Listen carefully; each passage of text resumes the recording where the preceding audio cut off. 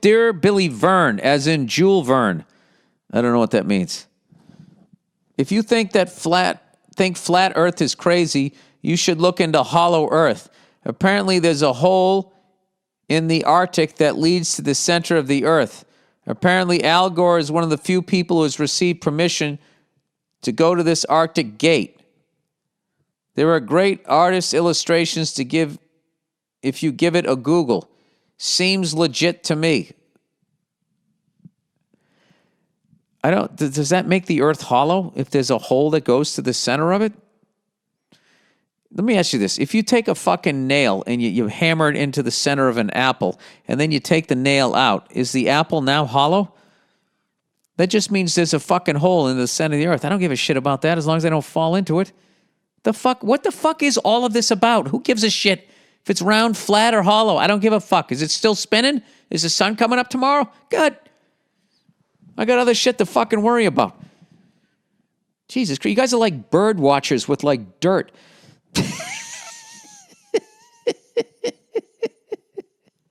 It's just a fucking obscure hobby. Go fucking do it. By the way, I saw a fucking clip of a snake that got stuck in a spider web, and a black widow was like, I think it was just sitting there. I don't know if it paralyzed it with its poison or what. It was fucking nuts. I can't believe it was real. How the fuck did a snake get all the way up into that thing? Maybe he just watched that Michael Jordan thing, Come Fly With Me, and he got all amped up and decided to fucking, I mean, you know what? That's a fucking Pixar movie right there. A snake that wants legs. So sick of just scurrying around the ground. One of his best friends is a centipede. There's a couple of songs in there and some message about fucking live and let live. I don't know. The snake just learns. In the end, everybody with legs gets stuck in something, but because it's a fucking snake, it can go down the hole that leads to the center of the Earth, and the snake proves that the Earth is hollow. And that's the end of the movie. There you go. I don't know. You just fucking have famous people do the voices. I don't know. You guys figure it out. All right. Chinese food. REC. What does that mean? Chinese food wreck.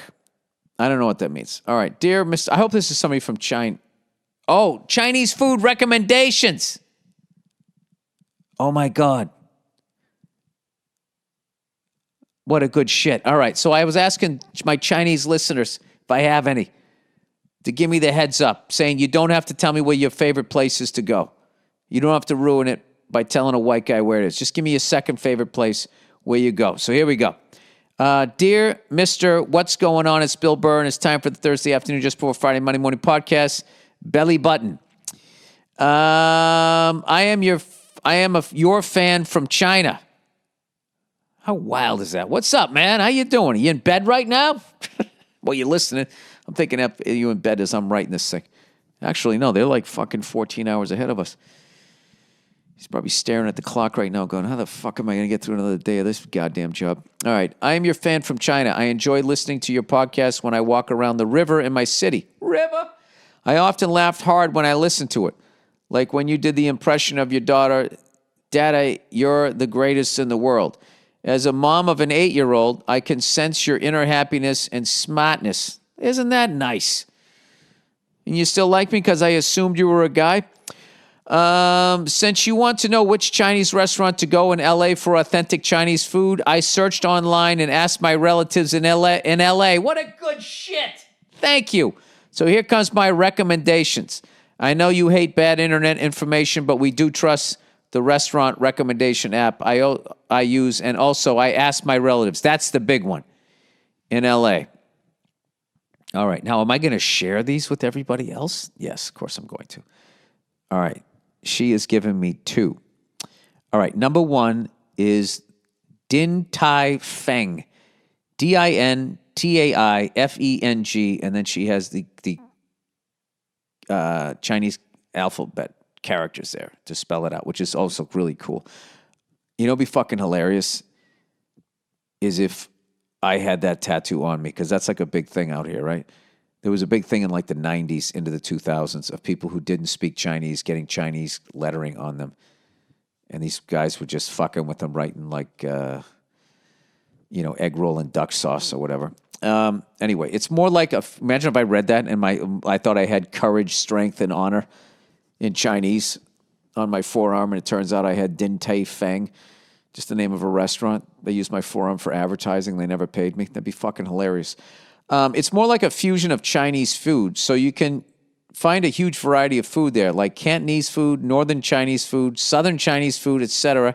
It's a chain store too. I don't know if I like that. People can find it in Singapore, Thailand, and other places. I have to say it's way better than Panda Express. The must-try one is juicy pork dumpling. All right. It's in Torrance, California on Hawthorne Boulevard. Good deal. All right. Number 2 is Sichuan Expression. Sichuan. I apologize to all Chinese people with this brutal pronunciation. I'm trying here. Expression. I think Sichuan food excels in all Chinese cuisines. It's like the Cajun food in Louisiana. It holds a reputation for its huge variety of seasonings used, as each dish requires different cooking methods. As the saying goes, one dish with one flavor, with 100 dishes comes 100 flavors. Sichuan food is well known for its hot and spicy flavor. I'm in. Though it may sport sweet and sour flavors too. The most commonly used spices are the 5 fragrances, which consist of fennel, pepper, aniseed, cinnamon, and clove, chili, and Sichuan pepper. Obviously, I was born in Sichuan, but I have been to many different places in China, so I know lots of people over the country. Love the food if you can bear spicy food. All right. If you cannot have spicy food, you can try Kung Pao chicken. Isn't that just like a fucking regular... Are you fucking with me here? Twice cooked pork. And don't forget the snack. It's the fried rice. All right. I need to extend my gratitude to you because I know more about NFL and college football. Thank you for being the sports culture ambassador. Your podcast lights my day and is also a super great way for me to practice my listening. Look at that. She's learning English listening to my dumbass. By the way, I realize that your listeners are man probably the other day, but I, as a woman, feel super happy that I enjoy myself when I listen to you ramble about daily life stuff and sports. I even wonder what heritage pork was once. Look forward to your Super Bowl podcast. Go fuck yourself. Best wishes, Ying. Hey, Ying, thank you for listening and thank you for the recommendations. I'm going to try that spicy one. I'm going to actually try both of them. God knows I got the time, man. Pandemic continues.